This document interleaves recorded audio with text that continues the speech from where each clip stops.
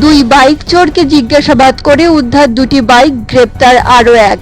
গত বুধবার নদিয়া থেকে হরিহরপাড়াতে বাইক চুরি করতে এসে একটি বাইক সহ হাতে নাতে পাকড়াও দুই চোর। নদিয়া জেলার চরমুক্তারপুর এলাকার রবিউল শেখ ও রাজীব শেখ।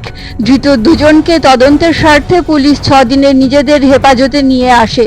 রবিউল ও রাজীবকে জিজ্ঞাসাবাদ করে উঠে আসে আরও একজনের নাম, নওদা থানার মনিরুল শেখ। মনিরুলকে সোমবার গ্রেপ্তার করে তার কাছ থেকে উদ্ধার হয়েছে একটি বাইক এবং রাজীব ও রবিউলের হেফাজতে থাকা আরও একটি বাইক।